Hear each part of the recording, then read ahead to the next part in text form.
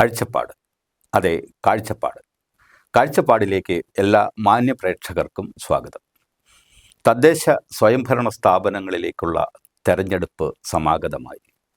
എവിടെയും ഊർജ്ജസ്വലമായ പ്രവർത്തനങ്ങളാണ് നാം കാണുന്നത്. സ്ഥാനാർത്ഥികൾ വീടുകൾ കയറിയിറങ്ങി വോട്ടഭ്യർത്ഥിക്കുന്നു. കൂട്ടത്തിൽ സംഘമായി ആളുകളുമുണ്ട്. നല്ലത്. എന്തായിരിക്കും അവരുടെ മനസ്സിലെ സ്വപ്നങ്ങൾ? ജനങ്ങൾ അവരോട് ചോദിക്കുന്നുണ്ടോ, നിങ്ങൾ ജയിച്ചു വന്നാൽ എന്തൊക്കെ ചെയ്യും ഞങ്ങൾക്ക് വേണ്ടി എന്ന്? ഇന്നത്തെ ചർച്ച ഇതുമായി ബന്ധപ്പെട്ട് തെരഞ്ഞെടുപ്പ് വിശേഷങ്ങൾ. ഇന്നിപ്പോൾ ഈ വിഷയവുമായി ബന്ധപ്പെട്ട് ചർച്ചയ്ക്കെത്തിയിരിക്കുന്നത് ശ്രീ സത്യൻ കോനാട്ട്. അദ്ദേഹം അറിയപ്പെടുന്ന എഴുത്തുകാരനാണ്, ഒപ്പം തന്നെ കോനാട്ട് പബ്ലിക്കേഷൻ്റെ ഉടമസ്ഥനാണ്. അതിനേക്കാൾ ഉപരി പച്ച എന്ന ആഴ്ചപത്രത്തിൻ്റെ പത്രാധിപർ കൂടിയാണ്. സ്വാഗതം സാർ. നമസ്കാരം. പഞ്ചായത്ത് തെരഞ്ഞെടുപ്പ് സമാഗതമായി. വളരെ വേഗത്തിൽ നടക്കുന്ന ഒരു പ്രക്രിയയിലൂടെ, പെട്ടെന്ന് പ്രഖ്യാപിക്കുകയും വളരെ വേഗത്തിൽ നടക്കുന്ന ഒരു പ്രക്രിയയിലൂടെ അത് 9-ാം തീയതിയിലേക്ക് എത്തുകയാണ്. പ്രത്യേകിച്ച് നമ്മുടെ ജില്ല ഉൾപ്പെടെയുള്ള ഈ തദ്ദേശ സ്വയംഭരണ തെരഞ്ഞെടുപ്പ്, പ്രത്യേകിച്ച് ത്രിതല പഞ്ചായത്തുകളിലേക്ക് നടക്കുന്ന തെരഞ്ഞെടുപ്പാണല്ലോ. മറ്റ് തെരഞ്ഞെടുപ്പുകളെ അപേക്ഷിച്ച് സാധാരണക്കാർക്കിടയിൽ, അതായത് ഗ്രാസ് റൂട്ട് ലെവലിൽ, വളരെ താഴെത്തട്ടിൽ അതിൻ്റെ അനുരണനങ്ങളുണ്ടാവും. ഈ തദ്ദേശ സ്വയംഭരണ തെരഞ്ഞെടുപ്പിൻ്റെ ഒരു പ്രസക്തി എന്താണ്? എനിക്ക് തോന്നുന്നു ഏറ്റവും കൂടുതൽ ഈ അധികാര വികേന്ദ്രീകരണത്തിൻ്റെ ഏറ്റവും താഴെത്തട്ടിലുള്ള ഒരു ഉത്സവമാണ് യഥാർത്ഥത്തിൽ ഈ പഞ്ചായത്ത് തെരഞ്ഞെടുപ്പ്. അത് അറിഞ്ഞും അറിയാതെയും ഒരു പറ്റം ജനവിഭാഗങ്ങൾ അതിനോട് ഇഴുകിച്ചേരുന്നുണ്ട്. അറിയാതെ എന്ന് സൂചിപ്പിച്ചത് വേറെ തലമുണ്ട്, അത് നമുക്ക് ഒരുപക്ഷെ നമുക്ക് അടുത്തൊരു വിശദീകരണത്തെ നമുക്ക് പറയാം. പക്ഷെ അത്തരം ഒരു ഉത്സവത്തിൽ പങ്കെടുക്കുന്ന ആളുകൾ സുതാര്യതയ്ക്കപ്പുറം ഒരു സുരക്ഷിത ബോധം, ഒരു നിയമസംഹിതയിൽ ഉൾക്കൊണ്ട ഒരു സുരക്ഷിത ബോധം ഈ ജനം ആഗ്രഹിക്കുന്നുണ്ട്. അതിന് പ്രാദേശികമായ പല നേതാക്കളെ അവർ ഉന്നമിക്കുന്നുണ്ട്. അതിന് രാഷ്ട്രീയപരമായ അഭിപ്രായത്തിനപ്പുറം നിൽക്കുന്ന ഒരു കാഴ്ചപ്പാട് ഈ സഹകരിക്കുന്ന ആളുകളിലുണ്ട്. പക്ഷെ സഹകരിപ്പിക്കേണ്ട നേതൃവർഗം അത് ഉപയോഗപ്പെടുത്തുന്നുണ്ടെന്ന് നമ്മൾ പരിശോധിക്കേണ്ടതുണ്ട്. എന്തായാലും ഈ അധികാര വികേന്ദ്രീകരണം എന്നങ്ങ് സൂചിപ്പിച്ചല്ലോ. അധികാര വികേന്ദ്രീകരണവുമായി ബന്ധപ്പെട്ട് ഇപ്പോൾ പഞ്ചായത്ത് രാജ് നിലവിൽ വരികയും നമുക്ക് കേന്ദ്രത്തിൻ്റെ അധികാരങ്ങൾ, സംസ്ഥാനത്തിൻ്റെ അധികാരങ്ങൾ, അത്തരം അധികാരങ്ങളിൽ നിന്ന് ഒരു കുറേ അധികാരം, ഏതാണ്ട് 29ഓളം വരുന്ന ചില അധികാരങ്ങൾ ഇങ്ങോട്ട് കൈമാറിയിട്ടുണ്ട്, പഞ്ചായത്തിന് കൈമാറിയിട്ടുണ്ട്. അതനുസരിച്ചുള്ള അതിന് അനുസൃതമായ ഫണ്ട് കൈമാറുന്നുണ്ട്. അപ്പോൾ തീർച്ചയായിട്ടും അത് ഒരു വലിയ തന്നെയല്ല, ഈ അധികാരം ജനങ്ങളിലേക്ക് എത്താനും സാധാരണക്കാരിലേക്ക് അതിൻ്റെ ഒരു ഗുണം കിട്ടാനും ഒക്കെ പഞ്ചായത്തി രാജ്യം, ഒപ്പം തന്നെ ഈ നടക്കുന്ന ത്രിതല പഞ്ചായത്ത് സംവിധാനങ്ങളൊക്കെ വളരെ മെച്ചപ്പെട്ടതാണ്. സത്യത്തിൽ ഈ പഞ്ചായത്ത് കേന്ദ്രീകരിച്ച് നടക്കുന്ന പല പരിപാടികളും കുറേ കൂടി ആർജവത്തോടെയും കുറേ കൂടി ജനങ്ങളിലേക്ക് എത്തേണ്ട നിലപാടിലും മുന്നോട്ട് പോകേണ്ടതല്ലേ? അത് സാർ ആദ്യം സൂചിപ്പിച്ചല്ലോ, എന്തുകൊണ്ടാണെന്ന് ഞാൻ അതിന് മറുപടി പറഞ്ഞു കഴിഞ്ഞു. ഉത്സവം ആക്കുന്നു എന്നുള്ളത്. ഇവിടെ പ്രാദേശികമായ ഒരു നാടിന് ആവശ്യമായ ഒത്തിരി വിഷയങ്ങളുണ്ട്. അത് ഈ അധികാര വികേന്ദ്രീകരണം നമ്മുടെ പഞ്ചായത്തിലോട്ട് വരുമ്പോൾ പഞ്ചായത്താണ് ഇതിൻ്റെ വിഭവശേഷി കണ്ടെത്തുകയും അത് ഉപയോഗിക്കേണ്ട രീതി ക്രമീകരിക്കുകയും ചെയ്യുന്നത് പഞ്ചായത്ത് അധികാരികളാണ്. അങ്ങനെ ഇരിക്കുമ്പോൾ ഉദാഹരണത്തിന് അടിമാലി പ്രദേശം, നമ്മളിപ്പോൾ അടിമാലിയിലുള്ള ഒരു സ്റ്റുഡിയോയ്ക്കുള്ളിൽ ഇരുന്നാണ് സംസാരിക്കുന്നത്. ഇവിടെ ദേശീയപാത വിഷയമുണ്ട്, പട്ടയ വിഷയമുണ്ട്. സാധാരണക്കാരനോടൊരു മുറുക്കാങ്കട ചെയ്യണമെങ്കിൽ പോലും പഞ്ചായത്ത് ലൈസൻസിനെ മറികടന്ന് അല്ലെങ്കിൽ അതിന് ആ അവസ്ഥയിലോട്ട് എത്തിച്ചേരാൻ വേണ്ടി ഒത്തിരി കടമകളുണ്ട്. ഇതൊക്കെ നിലനിൽക്കുമ്പോൾ മനുഷ്യൻ്റെ പ്രാദേശികമായ വികാരപരമായ സമീപന രീതി എങ്ങനെയായിരിക്കണം എന്ന് മറന്നുപോകുന്ന ഒരു പറ്റം രാഷ്ട്രീയക്കാർ എന്ന് പറഞ്ഞാൽ അതിൻ്റെ ഭരണകക്ഷിയും പ്രതിപക്ഷമൊക്കെ ഉണ്ട്. അവർ പറഞ്ഞു പതിപ്പിക്കുന്നത്, ഞാൻ ഒരു ഏറ്റവും വലിയ ഉദാഹരണം പറയാം സാർ. ഒരാൾ മരിച്ചു, ജീവിക്കാൻ ഗതിയില്ലാതെ മരിച്ചു. ഉടനെ ജീവിച്ചിരിക്കുന്നവൻ പറയുന്ന ഒരു വലിയൊരു പഴഞ്ചൊല്ലുണ്ട്, അവന് ജീവിക്കാൻ അറിയാൻ പാടില്ല, മരിക്കുന്നവൻ ഭീരുവാണെന്ന് പറഞ്ഞു. ഇത് ജീവിച്ചിരിക്കുന്നവൻ കണ്ടെത്തുന്ന ഒരു ഭയങ്കര ഒരു ഉപാധിയാണ്. ഇത്തരം ഉപാധി രാഷ്ട്രീയക്കാരൻ കണ്ടെത്തിയിട്ടുണ്ട്. ഈ രാഷ്ട്രീയക്കാരെല്ലാം കൂടെ ഒരു ഏകോപന സദസ്സ് ഉണ്ടാക്കണം സാർ. കാരണം പഞ്ചായത്ത് എന്ന് പറയുന്നത് ഇവരെ മത്സരിക്കട്ടെ, പ്രതിപക്ഷത്തും ഭരണപക്ഷത്തും നിന്ന് മത്സരിക്കട്ടെ. പക്ഷെ അത് മത്സരിച്ചതിന് ശേഷം പഞ്ചായത്ത് ഭരണസമിതിയിൽ വരുമ്പോൾ ഉദ്യോഗസ്ഥരായിട്ട്, ജനങ്ങളായിട്ട്, അതോടൊപ്പം തന്നെ പഞ്ചായത്തിൻ്റെ മറ്റ് ഉദ്യോഗസ്ഥ ഭരണാധികാരികളുണ്ട്, ഇവരുമായിട്ടൊക്കെ ഒരു ഏകോപനം ഉണ്ടാക്കിയിട്ട് അതിനൊക്കെയാണ് കില പോലുള്ള സംവിധാനങ്ങൾ ട്രെയിനിങ് കൊടുക്കുന്നത്. പക്ഷേ കാര്യത്തിലോട്ട് അടുക്കുമ്പോൾ എന്തുകൊണ്ട് ഈ ഏകോപനം ഉണ്ടാകുന്നില്ല? ഈ രാഷ്ട്രീയക്കാർ ചെയ്യുന്നതിന് അരാഷ്ട്രീയവാദി എന്ന് പറയുന്നത്, അതിന് ചോദ്യം ചെയ്യുന്നവൻ അരാഷ്ട്രീയവാദിയാണ്. അങ്ങനെയാണെങ്കിൽ പിന്നെ എന്തിനാ ഇവർ തന്നെ വോട്ട് ചെയ്താൽ പോരെ? ഈ അരാഷ്ട്രീയവാദികളുടെ വോട്ട് 25,000 രൂപ മുടക്കിയാൽ മതി എന്ന് സർക്കാർ പറയുമ്പോൾ 2.5 ലക്ഷവും 10 ലക്ഷത്തോളം രൂപ ചെലവഴിച്ച് ഒരു വാർഡിൽ കോലാഹലം സൃഷ്ടിച്ചെന്തിനാണ് ഇവർ മത്സരിക്കുന്നത്? അങ്ങ് സൂചിപ്പിച്ചതിൽ ഒട്ടേറെ കാര്യങ്ങളുണ്ട്. ആ കാര്യങ്ങളിൽ ഒരു കാര്യം എന്ന് പറയുന്നത് ഈ നമ്മുടെ ഒരു പാരമ്പര്യാധിഷ്ഠിത തെരഞ്ഞെടുപ്പ് രീതി എന്ന് പറയുന്നത് ഈ നിലവിലുള്ള ഒരു ജനാധിപത്യ രാജ്യത്ത് നടക്കുന്ന ഒരു ജനാധിപത്യ പ്രക്രിയ എന്ന നിലയിൽ അത് രാഷ്ട്രീയ പാർട്ടികളുടെ മേൽവിലാസത്തിലാണ് തെരഞ്ഞെടുപ്പ് നടക്കുന്നത്. അവരുടെ കീഴിലാണ്, കൊടിക്കീഴിലാണ് തെരഞ്ഞെടുപ്പ് നടക്കുന്നത്. പലപ്പോഴും പഞ്ചായത്തിൽ അതിൻ്റെ ഒരു ആവശ്യകത ഉണ്ടോ എന്ന് അങ്ങേപ്പോലുള്ള ആളുകൾ ചിന്തിക്കുന്നുണ്ട്. ആ ചിന്തയുടെ ഫലമാണ് ഇപ്പോൾ പറഞ്ഞത്. പഞ്ചായത്തിൽ സാധാരണ ജനങ്ങളുടെ പ്രശ്നങ്ങൾ പരിഹരിക്കപ്പെടേണ്ട ഒരു പ്രാദേശിക ഗവൺമെൻറ്റാണ് എന്നുള്ളതുകൊണ്ട് തീർച്ചയായിട്ടും അവിടെ ഈ രാഷ്ട്രീയത്തിന് ഇത്രയേറെ പ്രാധാന്യം കൊടുക്കേണ്ട ആവശ്യകതയുണ്ടോ? ആവശ്യമില്ല എന്നതുകൊണ്ടാണ് ജനവികാരത്തോടൊപ്പം നിന്ന് ഞാൻ തൊട്ടു മുമ്പ് സംസാരിച്ചത്. സാർ ഒരു കാര്യമാണ് മനസ്സിലാക്കണം. ഇവിടെ ഞാൻ എൻ്റെ വികാരം പങ്കുവെച്ചതുപോലെ തന്നെ എന്നെപ്പോലെ തന്നെ കേരളത്തിൽ ചിന്തിക്കുന്ന ഒത്തിരി ആളുകൾക്കപ്പുറം നിൽക്കുന്ന ഭരണാധികാരികളുമുണ്ട്. പല പഞ്ചായത്തിലും അങ്ങനെ ഏകോപനം ഉണ്ടായിട്ടുണ്ട്. ആ ഏകോപനം ഉണ്ടായ പഞ്ചായത്ത് കേരളത്തിൽ നല്ല പഞ്ചായത്തുകളായിട്ട് മറ്റു സംസ്ഥാനങ്ങൾ വിലയിരുത്തിയിട്ടുണ്ട്, അത് പഠനം നടത്തിയിട്ടുണ്ട്. അതിന് എത്രയോ ഉദാഹരണങ്ങളുണ്ട്. അതൊക്കെ ഇപ്പൊ അടുത്ത കാലത്ത് കൂടുതൽ പഞ്ചായത്തുകളിലേക്ക് വ്യാപിക്കുന്നുണ്ട്. അപ്പോൾ ഗാന്ധിജി കണ്ടിരുന്ന ഈ ഗ്രാമസ്വരായ സ്വപ്നത്തിന്റെ മറ്റൊരു പരിപ്രേക്ഷിയായിരുന്നല്ലോ, അങ്ങനെ വാക്ക് ഉപയോഗിക്കാമോ നമുക്ക്? അപ്പൊ അങ്ങനെയാണെങ്കിൽ അത് ജനകീയാസൂത്രണത്തിലൂടെ വന്നു. പക്ഷെ ജനകീയാസൂത്രണം ഇപ്പൊ എവിടെ എത്തി നിൽക്കുന്നു? അതിന് ഈ സുതാര്യത നഷ്ടപ്പെട്ടു കഴിഞ്ഞിട്ടുണ്ടെങ്കിൽ ഈ സഹകാരികൾക്കുള്ള അല്ലെങ്കിൽ അതാത് വാർഡുകളിലുള്ള ജനങ്ങളുടെ വിശ്വാസം നഷ്ടപ്പെടും. അതുകൊണ്ടാണ് വ്യക്തികളെ കേന്ദ്രീകരിക്കുന്നത്. പാർട്ടി നന്നായില്ലെങ്കിൽ വ്യക്തി എന്നതിൽ നന്നാക്കട്ടെ, അത് പ്രതിപക്ഷത്തോ ഭരണപക്ഷത്തോ ഇരിക്കട്ടെ. വ്യക്തി നല്ലതാണെങ്കിൽ ഞാൻ വോട്ട് ചെയ്യാമെന്ന് പറയുന്ന വോട്ടർമാരുണ്ട്. അവരെ അരാഷ്ട്രീയവാദികളായിട്ട് കണ്ടിട്ട് കാര്യമില്ല. പക്ഷേ ഈ രാഷ്ട്രീയ പാർട്ടികളും രാഷ്ട്രീയക്കാരും എല്ലാം കൂടി ഇവരെ ഹൈജാക്ക് ചെയ്ത് ഏതെങ്കിലും ഒരു കൊടിയുടെ കീഴിലാക്കുകയും അത് ഇവരെ അരാഷ്ട്രീയവൽക്കരിക്കണമെന്നൊന്നും എനിക്ക് അഭിപ്രായമില്ല. പക്ഷേ ജനങ്ങൾക്ക് ഉപകാരപ്പെടുന്ന, ജനങ്ങൾക്ക് എന്തെങ്കിലും ഗുണം ചെയ്യുന്ന, നാടിനോട് കമ്മിറ്റ്മെന്റ് ഉള്ള, പ്രതിബദ്ധതയുള്ള ആളുകൾ തന്നെ മത്സരിക്കണം എന്നതിൽ ഒരു നിബന്ധനയെങ്കിലും, അത് നിബന്ധനയായിട്ട് നിയമമായിട്ടൊന്നും കൊണ്ടുവരാൻ കഴിയില്ല. പക്ഷെ ഒരു സാമൂഹികമായ ഒരു നന്മയുടെ പ്രശ്നമല്ലേ അത് സാമൂഹിക നന്മയാണ്. പക്ഷെ അതിന് തടസ്സം നിൽക്കുന്ന സാർ ഇപ്പോൾ വനിതകളുടെ ഒരു അതിപ്രസരമുള്ളൊരു തെരഞ്ഞെടുപ്പ് അപ്പം നേരിടുന്നത്. ഏതാണ്ട് ഇപ്പോൾ 24 വാർഡുകളുണ്ടല്ലോ നമ്മുടെ അടിമാലി പഞ്ചായത്ത്. അവിടെ പോലും മത്സരിക്കുന്നതിൽ പകുതിയിലേറെ സ്ത്രീകളാണ്.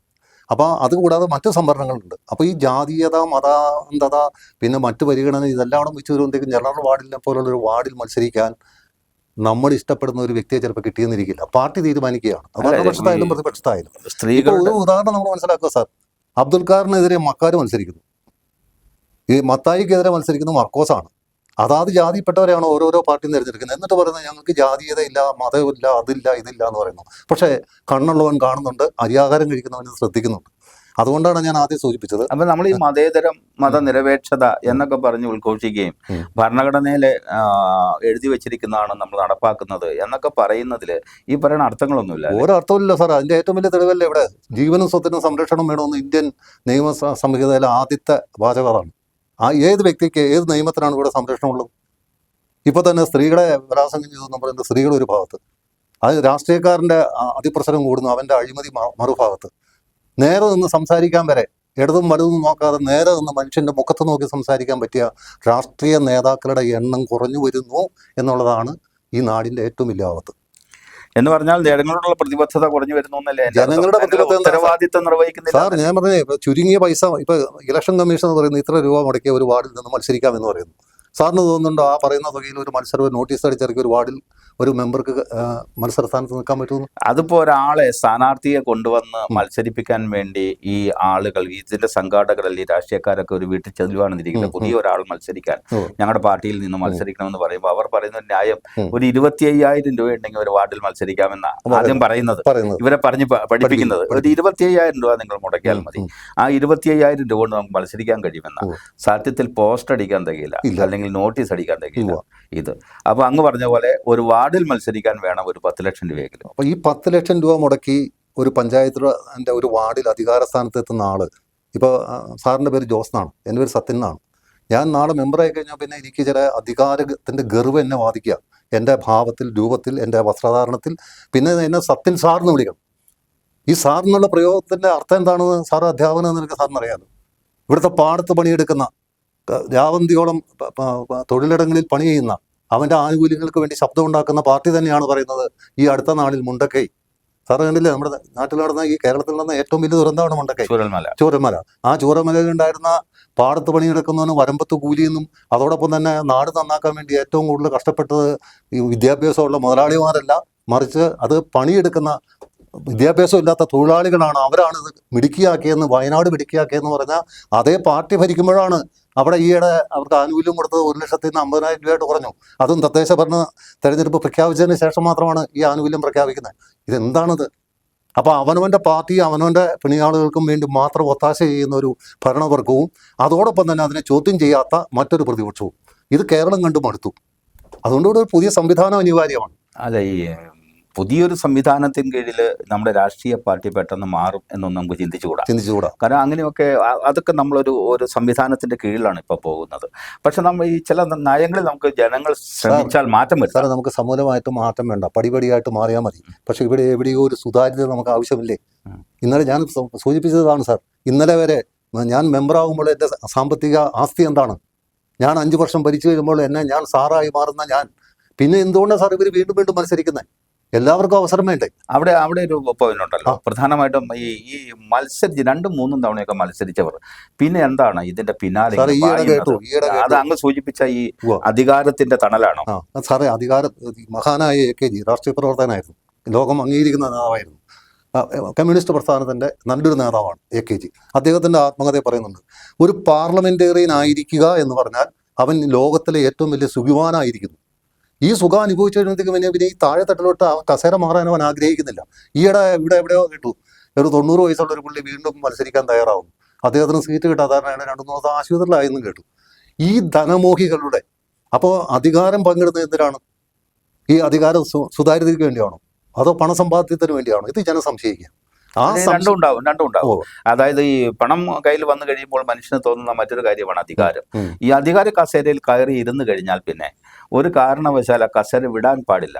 അല്ലെങ്കിൽ കിട്ടുന്ന അവസരങ്ങളിലൊക്കെ കസേരയ്ക്ക് പിന്നാലെ പായുക എന്നുള്ളത് ജനങ്ങളുടെ ഒരു വല്ലാത്ത, അല്ലെങ്കിൽ ചില ആളുകളുടെ, ജനങ്ങൾ നമ്മൾ അടച്ചു പറയാൻ പാടില്ലല്ലോ, ചില ആളുകളുടെ ഒരു ഒരു ഒരു സ്വഭാവമായി മാറിക്കഴിഞ്ഞിട്ടുണ്ട്. അത് ഈ നമ്മുടെ പഞ്ചായത്തിലാണ് ഏറ്റവും കൂടുതൽ പ്രതിഫലിക്കുന്നത്. അങ്ങ് കണ്ടു കാണുമല്ലോ, ചില സ്ഥലങ്ങളിൽ ശരിയായ സ്ഥാനാർത്ഥികളെ കിട്ടാതെ രാഷ്ട്രീയ പാർട്ടികൾ കിടന്ന് അലയുന്നുണ്ട്. ചില സ്ഥലങ്ങളിൽ ഈ സ്ഥാനാർത്ഥികളുടെ ബാഹുല്യം കൊണ്ട് നമ്മുടെ ബാലറ്റ് പേപ്പർ തന്നെ വല്ലാത്ത വലിപ്പത്തിലേക്ക് പോകുന്നു, നീളം കൂടുന്നുണ്ട്. ഇതൊക്കെ എന്തുകൊണ്ട് സംഭവിക്കുന്നതായിരിക്കും? ഇത് ഇവിടെ ഒരു കൊച്ചു മനസ്സിലും ഏത് കൊതുകിനും ഇല്ലേ കടി എന്ന് പറയുന്ന ഒരു ചൊല്ലുണ്ടല്ലോ. ഇതേ രീതിയിൽ ഏത് കൊച്ചു മനസ്സിലും ഈ രാഷ്ട്രീയക്കാരുടെ പ്രവർത്തന ശൈലി കണ്ടും കേട്ടും മടുത്തും അനുഭവിച്ചു കഴിയുമ്പോഴുള്ളൂ എനിക്കും എന്തുകൊണ്ടായിക്കൂടാ എന്നൊരു സാധാരണക്കാരൻ്റെ മനസ്സിൽ തോന്നിയാൽ അതിലെന്താണ് സാർ തെറ്റ്? ഇപ്പോൾ ഒരു സിനിമ കണ്ടുകൊണ്ടിരിക്കുക, അതിലൊരു വില്ലൻ കഥാപാത്രമുണ്ട്, അതിലൊരു നായകനുണ്ട്. അയാളുടെ അയാളുടെ അനുരണനങ്ങൾക്കൊപ്പം നമ്മുടെ മനസ്സ് കാണികളുടെ അല്ലെങ്കിൽ കണ്ടുകൊണ്ടിരിക്കുന്നവൻ്റെ മനസ്സ് സഞ്ചരിക്കുന്നത് ഇയാളിൽ പരിഹരിക്കപ്പെടാത്ത ഒരു മോഹമുണ്ട്. കൂടെ നിന്ന് കാണുമ്പോൾ ഇയാൾക്കൊരു സുഖമുണ്ട്, മാനസിക സുഖം. അതേ രീതിയിൽ ഇയാൾ പഞ്ചായത്ത് തോറും സാർ ഇവിടെ ഈ നേര്യമംഗലം മുതൽ പൂപ്പാറ വരെയുള്ള റോഡിൻ്റെ പരിസരത്ത് പടുത്തുയർത്തിയിരിക്കുന്ന രമ്യകർമ്മികൾ, ഇത് ആരുടെ ഒത്താശയോടുകൂടിയ സാറ് പണിയുന്നത്? പാവപ്പെട്ട ഒരു മനുഷ്യൻ്റെ 10 സെൻറ്റുള്ള ഒരു കെട്ടിടത്തിൻ്റെ ചോട്ടിൽ ഒരു കൊട്ട മണ്ണെടുത്താൽ അധികാരികൾ ഓടിയെത്തുന്നു. ഇവിടെ രാഷ്ട്രീയക്കാർ ഇത് കാണുന്നില്ലേ? ഇതിന് പരിഹാരം ഉണ്ടാക്കണ്ടേ സാർ? പട്ടയ പ്രശ്നത്തിന് പരിഹാരം ഉണ്ടാക്കണ്ടേ? ഇവിടെ വഴി വലിയ വിഷയമാണ്. ഏറ്റവും വലിയ പ്രഥമമായിട്ട് വഴി, വെള്ളം, വെളിച്ചം, വിദ്യാഭ്യാസം, ആരോഗ്യം, ഇത് സംരക്ഷിക്കാൻ വേണ്ടി ഈ ഗവൺമെൻറ്റിന് അനുകൂലമായിട്ട് അത് ഗവൺമെൻറ് വരുന്ന പരിപാടികളെ പരിപോഷിപ്പിക്കത്തക്ക രീതിയിൽ തന്നെ ഏത് രാഷ്ട്രീയ കക്ഷികളും ഇതിൻ്റെ കൂടെ നിൽക്കാൻ. അതുകൊണ്ട് ഏകോപനം ഉണ്ടാവണം സാർ. രാഷ്ട്രീയ അഭിപ്രായം ഉണ്ടാകാം, പക്ഷേ പഞ്ചായത്ത് തലത്തിലോട്ട് വരുമ്പോൾ അത് ഏകോപനത്തിലൂടെ മാത്രമാണ് സുതാര്യമാക്കാൻ പറ്റുള്ളൂ. അപ്പോൾ നമ്മുടെ ഇടുക്കി നേരിടുന്ന പ്രശ്നങ്ങൾ ഒത്തിരി, വന്യമൃഗ ശല്യം ഉൾപ്പെടെ, നമ്മുടെ ഭൂമി പ്രശ്നങ്ങൾ, നിർമ്മാണ നിരോധനങ്ങൾ, പട്ടയ പ്രശ്നമൊക്കെ അങ്ങ് സൂചിപ്പിച്ചില്ല, ഒട്ടേറെ പ്രശ്നങ്ങളുണ്ട്. ഈ തരം പ്രശ്നങ്ങൾ സത്യത്തിൽ പരിഹരിക്കേണ്ടത് താഴ്ത്തത്തട്ടിൽ നിന്നാണ്.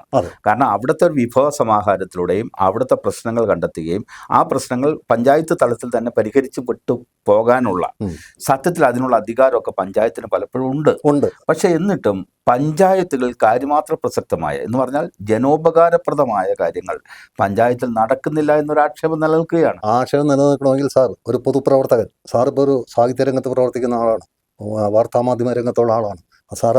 അതിനേക്കാൾ സർവോപരി സാർ അധ്യാപകനായിരുന്നു. സാർ ഇന്ന് നമ്മൾ ഒരു കാര്യം മനസ്സിലാക്കണം, സാറിൻ്റെ ഒരു പഴയ അധ്യാപകനെ കാണുമ്പോൾ സാർ ഊര പൊങ്ങിപ്പോവില്ല സാർ. ഞാനങ്ങനെയാണ് പഴയ അധ്യാപകർ കാണുമ്പോൾ. ഇന്ന് അധ്യാപക വിദ്യാർത്ഥി ബന്ധം അങ്ങനെ ഉണ്ടോ? ഇവിടെ ഒരു പ്രതിപക്ഷ ബഹുമാനമില്ല. രാഷ്ട്രീയക്കാരുടെ ആദ്യം പഠിക്കേണ്ടത് പ്രതിപക്ഷ ബഹുമാനം വേണം. കണ്ടതിനും കേട്ടതിനും മുഴുവൻ ആരോപണങ്ങൾ ഉന്നയിച്ചുകൊണ്ട് എന്ത് നല്ല കാര്യം ചെയ്താലും അത് എതിർക്കുന്ന പ്രതിപക്ഷവും ഭരണകക്ഷി ചെയ്യുന്ന കാര്യങ്ങൾ അംഗീകരിക്കാത്ത പ്രതിപക്ഷവും പ്രതിപക്ഷം ചൂണ്ടിക്കാണിക്കുന്ന കാര്യങ്ങൾ അത് അവർക്ക് അവകാശമില്ല എന്ന് പറയുന്ന ഭരണപക്ഷവും തമ്മിലുള്ള ഈ അന്തഃഛിദ്രം കണ്ടുകൊണ്ടിരിക്കുന്ന കേരളത്തിലെ ജനത അവൻ രാഷ്ട്രീയവാദിയായാൽ ആരുടെ കുഴപ്പമാണ് സാർ? എത്രയോ കാലങ്ങളായി സമൂഹം വാറ്റിയെടുത്ത നന്മകളെല്ലാം ഈ മലവെള്ളപ്പാച്ചിൽ പോലെ ഒലിച്ചു പോയതിനെ കുറിച്ച് അങ്ങ് സൂചിപ്പിച്ചത്. അത് ഈ രംഗത്ത് മാത്രമല്ല, എല്ലാ രംഗങ്ങളിലും ഈ മൂല്യച്യുതിയുണ്ട്. ഈ മൂല്യച്യുതിയിലെ നല്ലൊരു കാരണക്കാർ രാഷ്ട്രീയക്കാർ തന്നെയാണ്, അക്കാര്യത്തിൽ സംശയമൊന്നുമില്ല. കാരണം വായെടുത്താൽ നുണ പറയുക, അങ്ങോട്ടും ഇങ്ങോട്ടും നുണ പറയുക, ചില കാര്യങ്ങൾക്ക് വേണ്ടിയിട്ട് ജനങ്ങളെ സാക്ഷി നിർത്തിക്കൊണ്ട് തന്നെ വാദിക്കുക. ഇത് കൊച്ചു പിച്ചാസകലം ഈ പറയുന്നതൊന്നും ശരിയല്ല എന്നൊരു ധാരണ. ഈയിടെ ഒരു വാർത്ത ഉണ്ടായി, ഇവിടെ കോഴിക്കോടത്തോ ഈ താഴെ പ്രദേശത്ത് എവിടെയോ ഒരു മുൻ പഞ്ചായത്ത് പ്രസിഡന്റ് സംഘം ഓട്ടം പ്രതികരിക്കാൻ വേണ്ടി ചെന്നു കഴിഞ്ഞപ്പോൾ വളരെ അസഭ്യ വാക്കുകൾ ചേർന്നുകൊണ്ട് ഈ അടിച്ചൻ്റെ അകത്തോട്ട് കയറി ഇരുന്ന അവിടുത്തെ വോട്ടർമാർ സംയുക്തമായിട്ട് പ്രസ്താവിക്കുന്ന ഒരു സീൻ നമ്മൾ കണ്ടു. ഇത്തരം ഗതികേടിലേക്ക് നമ്മുടെ രാഷ്ട്രീയ പ്രവർത്തകർ താഴ്ന്നു പോകുന്ന ഒരവസ്ഥ, അത് നമുക്ക് ദയനീയത തോന്നുന്നു. അതിൻ്റെ ഞാൻ ഒരു പക്ഷവും പറയുന്നില്ല. ഈ ജനപക്ഷത്ത് നിൽക്കാത്ത ഒരു രാഷ്ട്രീയക്കാരന്, ജനത്തെ വികാരത്തെ മനസ്സിലാക്കാത്ത രാഷ്ട്രീയക്കാർക്ക്, പ്രതിപക്ഷ ബഹുമാനമില്ലാത്ത രാഷ്ട്രീയക്കാർക്ക് ഒരു ജനത എങ്ങനെ വോട്ട് ചെയ്യണം എന്നുള്ളതിനെ പറ്റി ഒരു പ്രത്യേക ക്ലാസ് എടുത്തു തരേണ്ട ഒരു അവസ്ഥയിലാണ് എന്നെപ്പോലെയൊക്കെ ചിന്തിക്കുന്ന ആളുകൾ. ഒരു പക്ഷേ നമ്മുടെ ചിന്തകൾ പോകുന്നത് ആ തരത്തിലോട്ടാണ്. ഒരാളെ അനലൈസ് ചെയ്യുമ്പോൾ, ഒരു പാർട്ടിയെ നമ്മൾ പരിശോധിച്ച് കഴിയുമ്പോൾ ആ പാർട്ടി നാടിന് വേണ്ടി എന്തൊക്കെ ക്രിയാത്മകമായിട്ട് ചെയ്തു, ആ പാർട്ടിയിൽ ഉൾക്കൊള്ളുന്ന വ്യക്തികൾ എന്തെല്ലാം ക്രിയാത്മക പാതകളിലൂടെ സഞ്ചരിച്ചിട്ടുണ്ട് എന്ന് ഒരു സാധാരണ വോട്ടർ ചിന്തിച്ചാൽ അതിനെന്താണ് തെറ്റ്? അപ്പോൾ അതിന് കിട്ടുന്ന ഉത്തരം 60% മേലെയാണെങ്കിൽ ആ വോട്ടറെ നമ്മൾ തിരഞ്ഞെടുക്കും, ആ സ്ഥാനാർത്ഥി നമ്മൾ തിരഞ്ഞെടുക്കും. ആ സ്ഥാനാർത്ഥിക്ക് നമ്മൾ വോട്ട് ചെയ്യും. അയാൾ പ്രതിപക്ഷത്തുള്ളവനായിക്കോട്ടെ, ഭരണകക്ഷിപ്പെട്ടവനായിക്കോട്ടെ, ഏത് രാഷ്ട്രീയ ഗ്രൂപ്പിൽപ്പെട്ടവനായിക്കോട്ടെ. അതാണ് ജനത്തിന്റെ കാഴ്ചപ്പാട് പ്രാദേശികമായി. ഒരു ജനാധിപത്യ രാജ്യത്ത് ജനമാണല്ലോ വിധി നിശ്ചയിക്കുന്നവൻ, അവനാണ് അവസാന വാക്ക് എന്നൊരു ധാരണ നിലനിൽക്കുന്നുണ്ട്. പക്ഷെ പലപ്പോഴും ഇപ്പോൾ അങ്ങ് സൂചിപ്പിച്ച ഈ ജനമുണ്ടല്ലോ, അവനൊരു അവസരം വരുന്നത് ഈ വോട്ട് ചെയ്യാൻ വേണ്ടി മാത്രമാണ്, അല്ലേ? അവന് അന്ന് വലിയ ആളാണെന്നാ പറയുന്നത്. പക്ഷെ അവിടെ വോട്ട് ചെയ്യാൻ ക്യൂവിൽ നിൽക്കുമ്പോൾ അവനെ അങ്ങോട്ട് മാറി നിൽക്കുക, ഇങ്ങോട്ട് മാറി നിൽക്കുന്നൊക്കെ പറഞ്ഞ് വരട്ടുന്നുണ്ട്. അതാ വേറൊരു കാര്യം. അവന്റെ ജോലിയും ഒക്കെ കളഞ്ഞിട്ട് അവന്റെ പൗരത്വ ബോധവും അവന്റെ ജനാധിപത്യ ബോധവും ഒക്കെ നിർവഹിക്കുന്നതിന് വേണ്ടിയിട്ടാണ് അവൻ ക്യൂവിൽ പോയി നിൽക്കുന്നത്. പലപ്പോഴും തൊഴിലാളികളെ പോലുള്ളവർക്ക് മാത്രമാണ് ചിലപ്പോൾ അവന്റെ ശമ്പളത്തോടു കൂടി നിൽക്കാൻ പറ്റും, അല്ലെങ്കിൽ സർക്കാർ ജീവനക്കാർക്ക്. അല്ലാത്ത സാധാരണ കൂലിപ്പണിക്കാരൻ പോയി വോട്ട് ചെയ്യാൻ, ഈ ജനാധിപത്യ പ്രക്രിയയിൽ പങ്കാളിയാവാൻ, അതിന്റെ പൂർണ്ണതയിലേക്ക് അവൻ പോയി നിൽക്കുമ്പോഴാണ് അവനെ പലരും അങ്ങോട്ട് ഇങ്ങോട്ട് മാറുന്നൊക്കെ പറഞ്ഞ് വരട്ടുന്നേ. ഒന്നത്. മറ്റൊന്ന്, അവന് ഈ അന്നത്തെ ഒരു ദിവസം പോലും വേണ്ടത്ര പരിഗണന ഈ ജനം എന്ന് പറയുന്ന സമൂഹത്തിന് കിട്ടുന്നുണ്ടോ? അല്ല, ജനത്തിന് കിട്ടുന്നില്ല എന്നുള്ളതിൻ്റെ ഏറ്റവും വലിയ തെളിവാണ് അവൻ്റെ ഒരു അമ്പരപ്പ്.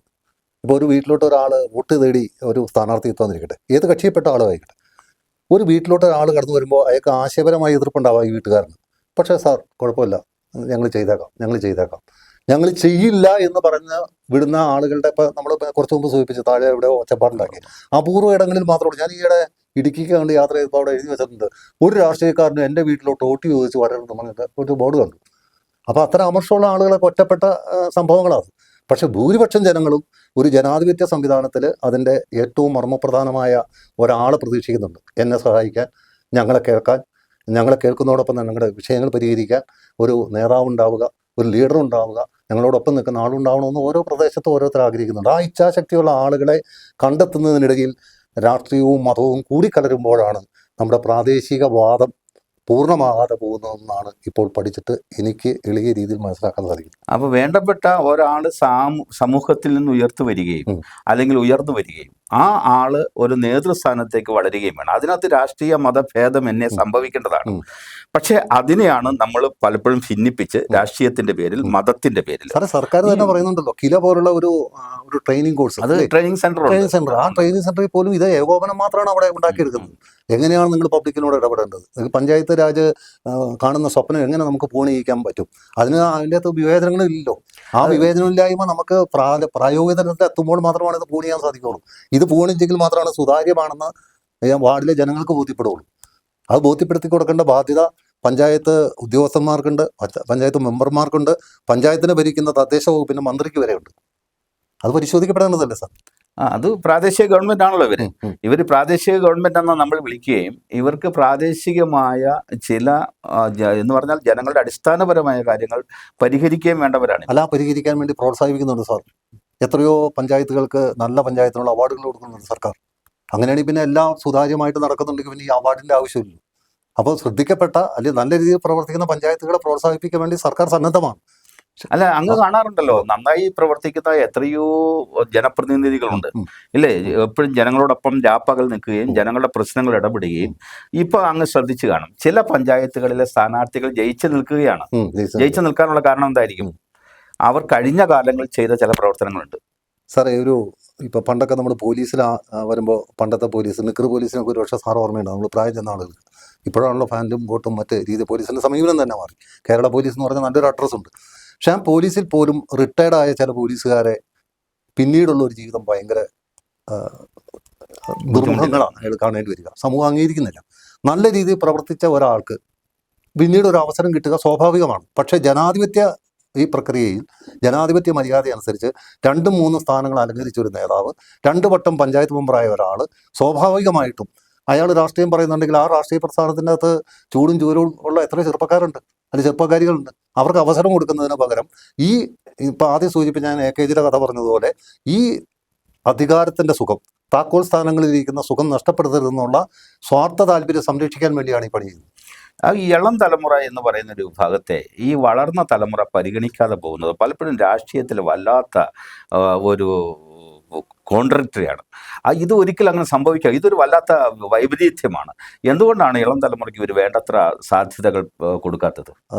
സാർ, ഇവിടെ സ്വാർത്ഥത നിലനിൽക്കുന്നുണ്ട്. ഈ സ്വാർത്ഥതയ്ക്ക് ഒരു പരിഹാരം ഉണ്ടാക്കാൻ വേണ്ടി ഇപ്പോൾ നമ്മൾ പറയുന്നുണ്ട്, മന്ത്രിയാകാൻ വേണ്ടി MLA ആകാൻ മത്സരിക്കുമ്പോൾ ഇത്ര വയസ്സ് പ്രായം മതി എന്നൊക്കെ ഒരുപക്ഷെ ഓരോരോ പാർട്ടികളിലൊക്കെ തീരുമാനങ്ങളുണ്ടാവാറുണ്ട്. പക്ഷേ സമയമായി കഴിയുമ്പോൾ അതിനൊക്കെ ചില ഉപാധികൾ കണ്ടെത്തിക്കൊണ്ട് പ്രധാനപ്പെട്ട ആളുകൾ മത്സരിക്കുന്ന കാഴ്ചപ്പാടാണ് നമ്മൾ കാണുന്നത്. അങ്ങനെ പ്രധാനപ്പെട്ട ആളുകൾ മത്സരിക്കുമ്പോൾ സാർ ആദ്യം സൂചിപ്പിച്ച ഒറ്റപ്പെട്ട ഭാഗികമായ വോട്ടുകളുടെ കുറവുകൾ കൊണ്ട് ഈ വ്യക്തി തോൽക്കുന്നത് നമ്മൾ കണ്ടിട്ടുണ്ട്. പല പ്രഗത്ഭരും തോറ്റുപോയിട്ടുണ്ട്. അതോടൊപ്പം തന്നെ പല പ്രഗത്ഭരല്ലാത്ത ആളുകൾ മത്സരിച്ച് വിജയിക്കാറുണ്ട്. പ്രാദേശികമായിട്ട് വരുമ്പോൾ ആദ്യം ചെയ്യേണ്ടത് നല്ല വ്യക്തിത്വമുള്ള, സാമൂഹ്യ ബാധ്യതയുള്ള, പ്രതിബദ്ധത എന്താണെന്ന് തിരിച്ചറിഞ്ഞ ആളുകളെ ഈ രാഷ്ട്രീയ കക്ഷികൾ തിരഞ്ഞെടുത്താൽ ഒരു പരിധിവരെ ഇത്തരം കാര്യങ്ങൾക്ക് ഒരു പരിഹാരം ഉണ്ടാക്കിക്കൊണ്ട് നമുക്ക് രാഷ്ട്രീയ മുന്നേറ്റം നടത്താൻ പറ്റും എന്നാണ് ഈ പഞ്ചായത്ത് തിരഞ്ഞെടുപ്പ് കാലത്ത് ഇവിടെ ജീവിക്കുന്ന ഒരു വ്യക്തി എന്ന് എനിക്ക് തോന്നുന്നു. സാംസ്കാരിക പ്രവർത്തകൻ എന്ന നിലയിൽ മറ്റൊരു ചോദ്യം ഞാൻ അങ്ങോട്ട് ചോദിക്കുന്നത്, ഒരു തെരഞ്ഞെടുപ്പ് ഒരു ജനാധിപത്യ രാജ്യത്ത് രാഷ്ട്രീയ പാർട്ടികളുടെ കീഴിൽ അല്ലെങ്കിൽ രാഷ്ട്രീയ പാർട്ടികളുടെ ലേബലിൽ നടക്കുക മിക്കവാറൊക്കെ, അല്ലാതെ നടക്കുന്നുണ്ട്, സ്വതന്ത്രമായിട്ടൊക്കെ മത്സരിക്കാം. ഇവിടെ പഞ്ചായത്ത് തലത്തിലൊരു വാർഡിൽ നടക്കുന്നത് എന്ന് പറയുന്നത് 1000, 900, 950 അല്ലെങ്കിൽ 1000-ൽ താഴെ വോട്ടുകളാണ്. അതിൽ പോൾ ചെയ്യപ്പെടുന്നത് പലപ്പോഴും 800-ൽ താഴെ ആയിരിക്കും. ഇല്ല, ഈ തവണ നിജപ്പെടുത്തിയിട്ടുണ്ട്, പലപ്പോഴുമായിട്ട് നിജപ്പെടുത്തിയിട്ടുണ്ട്. ഈ 800 വോട്ടുകൾക്കിടയിൽ ശുദ്ധ വർഗീയത കളിക്കുന്നു രാഷ്ട്രീയം. അതാണ് നമുക്ക് മനസ്സിലാകാത്തത്. രാഷ്ട്രീയത്തിന്റെ ലേബൽ നമുക്ക് മനസ്സിലാവും, അതങ്ങനെയാണ് വേണ്ടത്. ഇത് ശുദ്ധ വർഗീയത കളിച്ച് അങ്ങ് സൂചിപ്പിച്ച തിരഞ്ഞെടുക്കപ്പെടണം അല്ലെങ്കിൽ നാമമാത്രമായ വോട്ടിന് ജയിക്കണം എന്ന് വിചാരിക്കുന്ന ചിലർ ശുദ്ധ വർഗീയത കളിച്ച് തോറ്റുപോവുകയാണ്. സാർ, ഞാൻ ഇടയ്ക്ക് നമ്മൾ സംസാരിച്ചപ്പോൾ ഒരു കാര്യം പറഞ്ഞത്, മത്തായിക്കെതിരെ മർക്കോസ് മത്സരിക്കുന്നു, അബ്ദുൽ ഖാദറിനെതിരെ അരിയാർ മത്സരിക്കുന്നു എന്ന് പറഞ്ഞു. ഇത് രാഷ്ട്രീയ ഭരണ പ്രതിപക്ഷ രാഷ്ട്രീയക്കാരികളെ അവരുടെ ഇൻക്ലൂഡിംഗ് ആയ ഒരു തീരുമാനമാണ്. ഞങ്ങൾ പറയുമ്പോൾ മതേതരത്വം പറയും, മതനിരപേക്ഷതയൊക്കെ പറയും. പക്ഷെ ഞങ്ങളുടെ ഉള്ളിലുണ്ട് ഈ മതത്തെ കൂട്ടുപിടിച്ചാൽ മാത്രമാണ് വിജയസാധ്യത ഉറപ്പാകൂ എന്നുള്ളത് കൊണ്ട് ചില ആളുകൾ രഹസ്യമായും ചില ആളുകൾ പരസ്യമായും അരമനകളിലും മോസ്കുകളിലും അമ്പലങ്ങളിലും ചുറ്റുപാടുകളിലും ഇറങ്ങി തിരിഞ്ഞ് നടക്കുന്നുണ്ട്. ഇപ്പോൾ ദൈവത്തിന് പോലും രക്ഷയില്ലാത്ത സമയത്താണ് നമ്മൾ ജീവിച്ചുകൊണ്ടിരിക്കുന്നത്. പക്ഷേ ഇതൊക്കെ വളരെ ആസൂത്രിതമാണ്. ഈ ആസൂത്രണ രീതി തിരിച്ചറിഞ്ഞതുകൊണ്ടാണ് പറയുന്നത്, ആദ്യം നമ്മൾ സൂചിപ്പിച്ചത്, രാഷ്ട്രീയത്തിന് അതീതമായ ഒരു ഏകോപന ശക്തി പ്രാദേശികമായി പൊട്ടിമുളർച്ച് വളർന്നെങ്കിൽ മാത്രമാണ് പഞ്ചായത്തുകൾക്ക് തദ്ദേശ സ്വയംഭരണം, അതായത് ജനാധിപത്യത്തിൻ്റെ ഏറ്റവും വലിയ അടിസ്ഥാന ഘടകമായ പഞ്ചായത്ത് തലത്തിൽ, ത്രിതല പഞ്ചായത്ത് തലത്തിൽ ഈ സാധനം പുഷ്കലമാവുകയുള്ളൂ. ഈ സ്വാതന്ത്ര്യാനന്തര കാലത്തിലും പ്രത്യേകിച്ച് കേരളം രൂപപ്പെട്ടതിനൊക്കെ ശേഷം അതിനോടനുബന്ധിച്ചൊക്കെ നമുക്ക് പുഷ്കലമായൊരു നവോത്ഥാന കാലം ഉണ്ടായിരുന്നു. നമ്മുടെ എഴുത്തുകാർ, നമ്മുടെ രാഷ്ട്രീയക്കാർ, അതിനകത്ത് നമ്മുടെ ദേശീയ സമരത്തിൻ്റെ വക്താക്കൾ, ഒപ്പം തന്നെ നമ്മുടെ ഇടതുപക്ഷ പ്രസ്ഥാനത്തിൻ്റെ ആളുകൾ, ഒപ്പം തന്നെ മിഷണറി പ്രവർത്തകർ, പിന്നെ നമ്മുടെ സാമൂഹിക പ്രവർത്തകർ, ഒപ്പം പരിവർത്തനദാഹികളും ശ്രീനാരായണ ഗുരുവിനെ പോലുള്ള വലിയ പരിവർത്തനത്തിൻ്റെ ചക്രവർത്തിമാർ, ഇവരൊക്കെ ചേർന്നിട്ട് കേരളത്തിലൊരു നവോത്ഥാന തരംഗം ഉണ്ടാക്കി. ആ നവോത്ഥാന തരംഗത്തിൽ സത്യത്തിൽ നമ്മൾ ദൈവങ്ങളെപ്പോലും നമ്മുടെ എഴുത്തുകാർ ചോദ്യം ചെയ്തു. അല്ല, എത്രയോ പേർ ചോദ്യം ചെയ്തു. അഷ്ടമതങ്ങളെ നിങ്ങൾ തൻ ദൈവങ്ങൾ, നട്ടലില്ലാത്ത നപുംസകങ്ങൾ എന്നൊക്കെ എഴുതാൻ ധൈര്യമുള്ള കവികളുണ്ടായിരുന്നു ഇവിടെ. അതുണ്ടായിരുന്നു. പിന്നീട് അതിനൊക്കെ പിന്നെ MTയുടെ ഒക്കെ കഥ 100 വട്ടം ആളുകൾ കേട്ടിട്ടുണ്ട്. അപ്പോൾ നമ്മൾ ഇതുമായിട്ടൊക്കെ ബന്ധപ്പെട്ട് സിനിമയുടെ കഥകൾ, നിർമ്മാല്യ സിനിമയുടെ കഥകളിലേക്ക് ഒന്നും ഞാൻ പോകുന്നില്ല. അത്രമാത്രം ധൈര്യം പുരസ്സരം ഇത്തരം അനീതികളെ, നിങ്ങൾ കൊള്ളരുതായ്മകളെയൊക്കെ ചോദ്യം ചെയ്ത എഴുത്തുകാരൊക്കെ ഉണ്ടായിരുന്നു.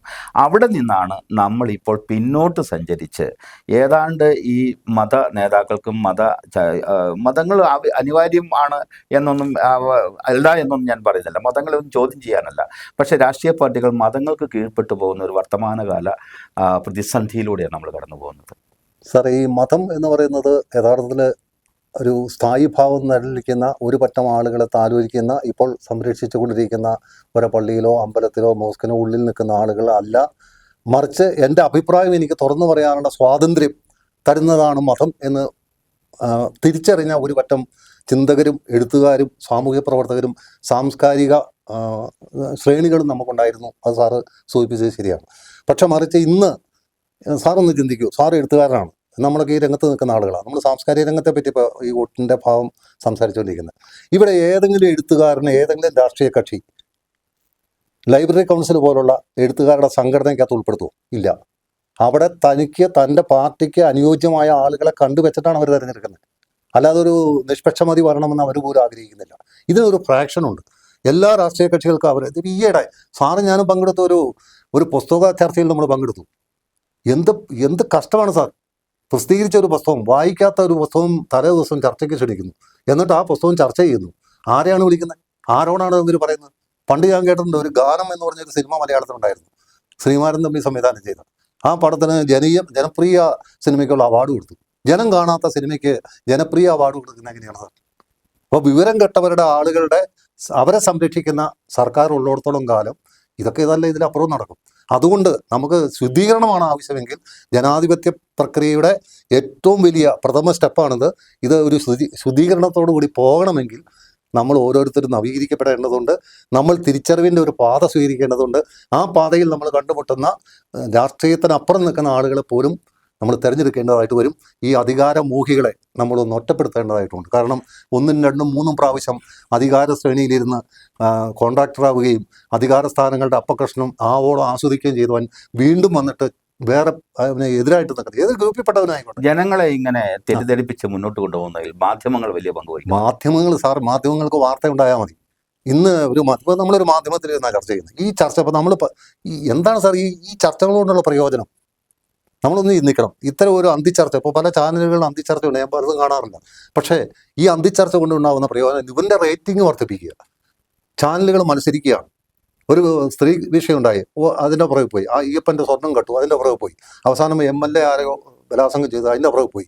നാളുകളിൽ അനുനിമിഷം പുതിയ വാർത്തകൾ ഉണ്ടാക്കുക, റേറ്റിംഗ് കൂട്ടുക, അതിനെന്ത് കുതന്ത്രവും സ്വീകരിക്കുന്ന മാധ്യമ സംസ്കാരമാണ് നമുക്കുള്ളത്. ഈ ഇലക്ഷൻ സമയമാകുമ്പോൾ ഇത്തരം ചില അതിപ്പോൾ ശബരിമല പ്രശ്നമായാലും MLAയുടെ പ്രശ്നമായാലും ഇത്തരം പ്രശ്നങ്ങളൊക്കെ ഈ ഇലക്ഷൻ സമയത്തേക്ക് കൂടുതൽ ഹൈലൈറ്റ്സ് കിട്ടുന്നത് എന്തുകൊണ്ടായിരിക്കും? അത് സാറേ, ഇത് ജനാധിപത്യത്തിൻ്റെ, സാറ് നമ്മൾ ആദ്യം സൂചിപ്പിച്ചത്, ഇപ്പം നമ്മുടെ ചർച്ച ആരംഭിച്ചത് തന്നെ ജനാധിപത്യത്തിൻ്റെ പൂക്കാലമാണ്, ഉത്സവകാലമാണ്, അതിൻ്റെ പ്രഥമ ഉത്സവമാണ്.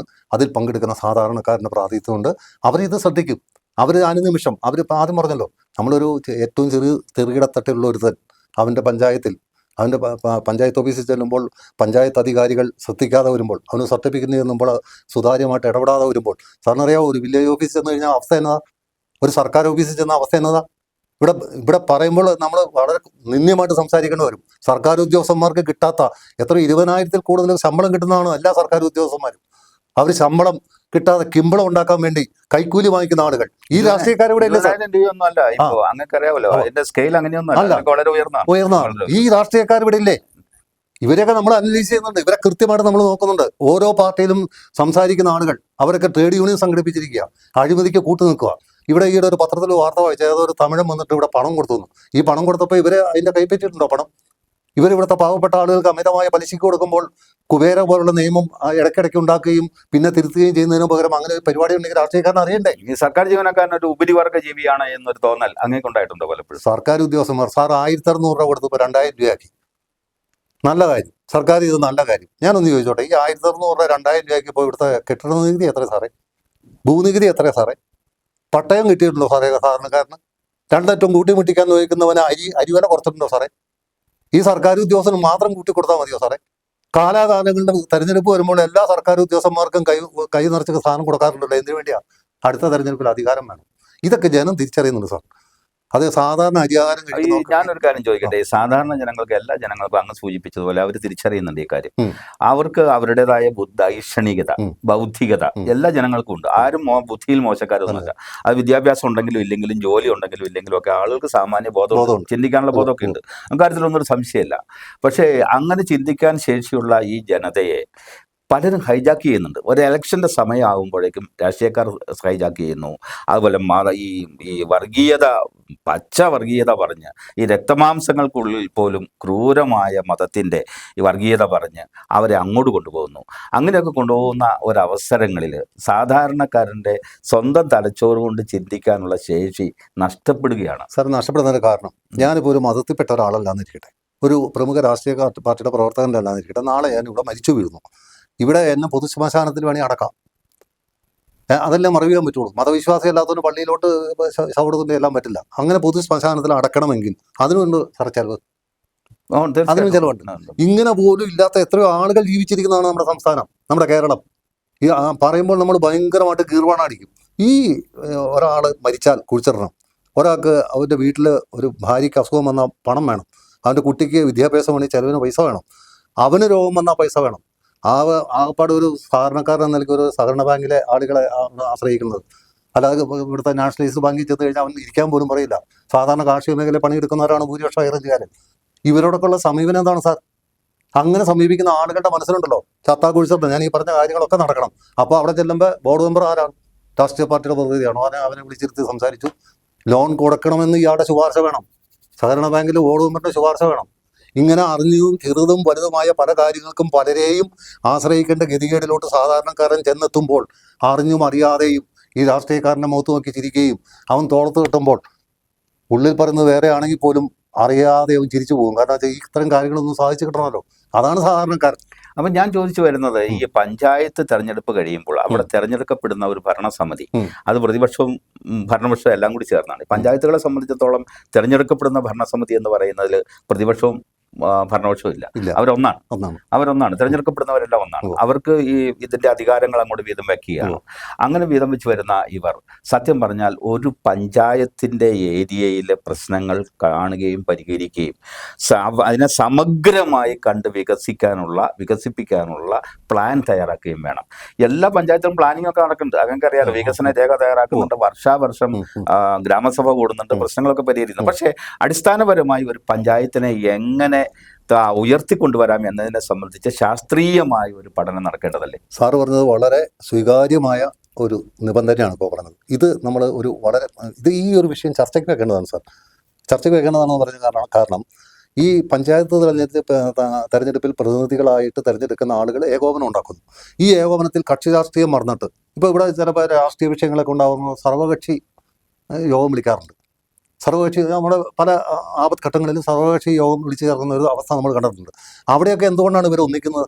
അപ്പോൾ ഏത് ദുർമുഖത്തെയാണ് നമ്മൾ അഭിമുഖീകരിക്കുന്നത്? അതിന് സർവകക്ഷിയായിട്ട് ഒന്നിച്ചു നിന്നാൽ മതി എന്നാണ് ആ കാര്യത്തിൽ അവരെടുക്കുന്ന തീരുമാനം. എങ്കിൽ പ്രാദേശികമായ ഒരു അവസരോചിതമായ ഒരു വിഷയം ഉണ്ടാകുമ്പോൾ എന്തുകൊണ്ട് ഇങ്ങനെ ഒരു ഏകോപനം ഉണ്ടാക്കിക്കൂടാ? പ്രത്യേകിച്ച് പഞ്ചായത്തിൽ ഈ ഭരണതലത്തിൽ കിട്ടുന്ന കലുകിൻ്റെയും മറ്റ് ഇതര പൊതു സ്ഥാപനങ്ങളുടെയും റോഡുകളുടെയും കമ്മീഷൻ മാത്രം അടിച്ചു മാറ്റുന്ന സംവിധാനത്തിൽ ഇവർ ഒന്നിച്ചാൽ പോരാ.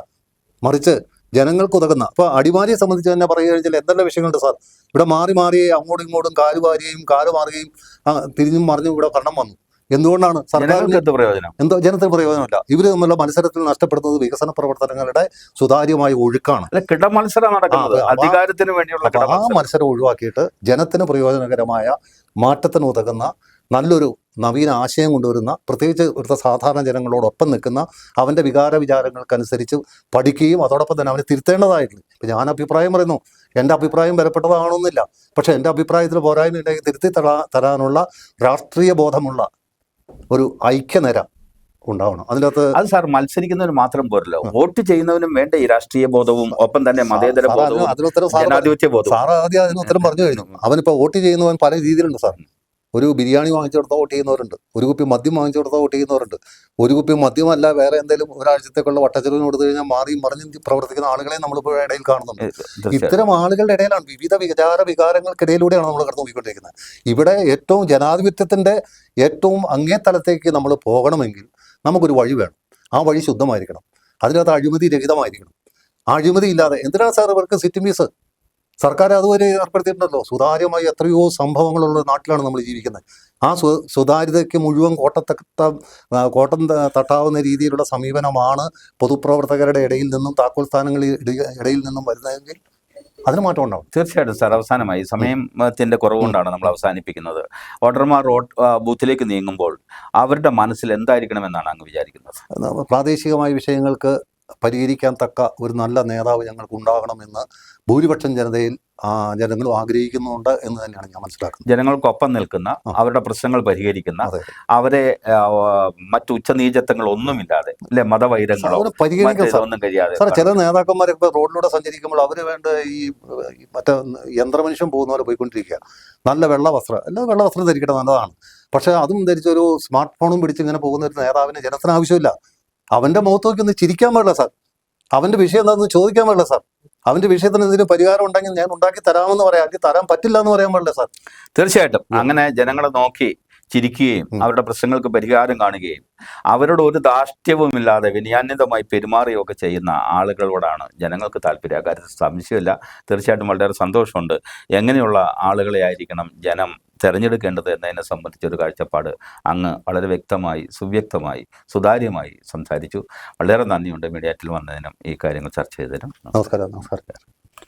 ചർച്ച കഴിയുമ്പോൾ ഒരു കാര്യം വ്യക്തമായി, രാഷ്ട്രീയ ആശയങ്ങൾക്കും അപ്പുറത്ത്, എല്ലാവിധ മത പ്രമാണങ്ങൾക്കും വിശ്വാസങ്ങൾക്കും അപ്പുറത്ത് ആരെയാണ് തിരഞ്ഞെടുക്കേണ്ടതെന്ന് ജനം സ്വന്തം ബുദ്ധി ഉപയോഗിച്ച് ചിന്തിക്കേണ്ടതുണ്ട്. അവരവരുടെ തലച്ചോറിൽ മറ്റൊരാൾ അല്ല ചിന്തിക്കേണ്ടത്, അവനവനാണ് ചിന്തിക്കേണ്ടത്. തനിക്ക് ഉപകരിക്കുന്ന ജനപ്രതിനിധി ആരായിരിക്കണം എന്നതിനെ സംബന്ധിച്ച് വ്യക്തമായ കാഴ്ചപ്പാട് ഓരോ വോട്ടർക്കും ഉണ്ടാകേണ്ടതാണ്. എന്നാലാണ് ജനാധിപത്യ രാജ്യത്തെ ഈ സുപ്രധാന പ്രക്രിയ അതിൻ്റെ രീതിയിൽ പൂർണ്ണമാവുകയുള്ളൂ. നന്ദി, നമസ്കാരം.